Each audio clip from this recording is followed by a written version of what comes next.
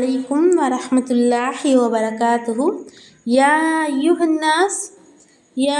الناس اتقوا ربكم الذي خلقكم من نفس واحدة وخلق منها زوجها وبث منهما رجالا كثيرا ونساء واتقوا الله الذي تساءلون به والأرحام إن الله كان عليكم رقيبا.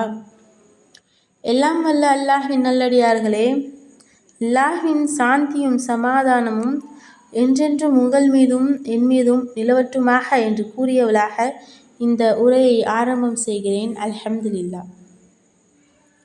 ஒரு மனிதன் இந்த உலக காலகட்டத்தில் வாழ்ந்து மரணிக்கும் பொழுது அவனை 3 விஷயங்கள் பின்தொடரக்கூடியதாக இருக்கு. முதலாவதாக நிலையான தர்மம். ஒரு மனிதன் இந்த உலக காலகட்டத்தில் பொருளாதாரத்தை சேகரித்து வைப்பான். எதற்காக என்று பார்த்தோமே ஆனால்,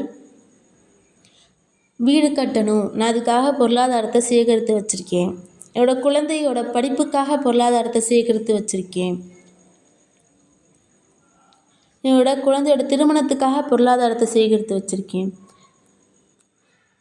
தர்மத்துக்காக நம்ம பொருளாதாரத்தை சேகரித்து வச்சுருக்கோமா? யாராவது நான் இவ்வளோ காசு சம்பாதிக்கிறேன், இதில் பாதி தர்மத்துக்காக தான் நான் எடுத்து வச்சுருக்கேன் அப்படின்ற விஷயத்தை நம்ம வச்சுருக்கோமா? எண்ணங்களை நம்ம வச்சுருக்கோமா? இப்போ சிந்திக்கக்கூடிய விஷயமாக இருக்குது, கேள்விக்குறியாக தானே இருக்குது. ஏனென்றால் நம்ம மரணத்திற்கு பிறகு நம்மளை பின்தொடரக்கூடிய விஷயமாக என்ன இருக்குது? நிலையான தர்மம் இருக்குது. அப்போது நம்ம அதிகமான அளவுக்கு நம்ம வாழும் பொழுது தர்மங்களை அதிகமான அளவுக்கு செய்யக்கூடிய மக்களாக இருக்கணும் இன்ஷா அல்லாஹ். அடுத்து இரண்டாவதாக நம்ம பார்த்தோமே ஆனால், பயன் தரும் கல்வி. கல்வி அப்படின்னு நம்ம கேள்விப்படும் பொழுதே தோன்றக்கூடிய விஷயம் உலக கல்வி. ஏனென்றால் இந்த உலக காலகட்டத்தில் முக்கியத்துவம் கொடுக்கக்கூடிய விஷயம் உலக கல்வியாக தான் இருக்குது. சில வீடுகளில் நம்ம எடுத்துக்கிட்டோம் அப்படின்னா, மார்க்க விஷயத்துக்காக மதர்சாக்காக நம்ம அந்த குழந்தையை எழுப்பும் பொழுது வீடுகளில் உள்ள பெரியவங்க சொல்லுவாங்க, எதுக்கு 5 மணிக்கெல்லாம் எழுப்பிக்கிட்டு இருக்க, பனிமூட்டமாக இருக்குது, மழையாக இருக்குது, இப்போ போய் எதுக்கு குழந்தைய எழுப்பிக்கிட்டு இருக்க அப்படின்னு சொல்லக்கூடிய மக்களை நம்ம பார்க்குறோம்.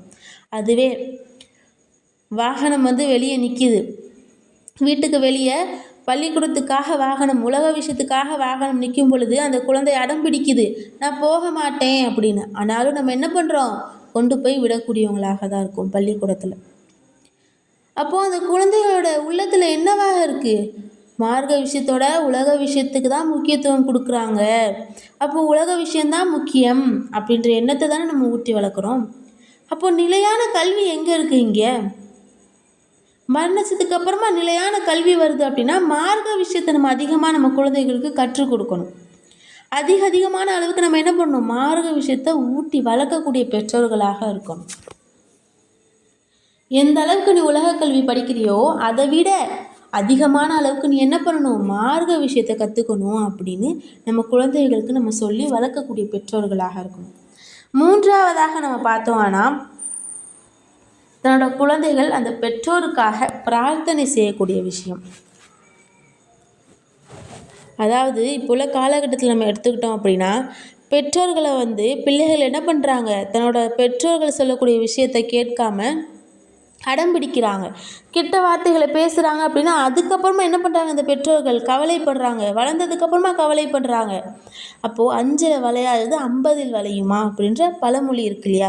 நம்ம சிறு வயதிலிருந்தே நம்ம மார்க்க விஷயத்தை ஊட்டி வளர்த்தோமே ஆனால் வளர வளர நம்மளோட பிள்ளைகள் மார்க்க விஷயத்தில் உறுதியாக இருக்கும். நம்ம சொல்லாமலே நம்மளோட பிள்ளைகள் என்ன பண்ணுவோம்? நமக்காக பிரார்த்தனை செய்யக்கூடிய பிள்ளைகளாக வளருமா இல்லையா?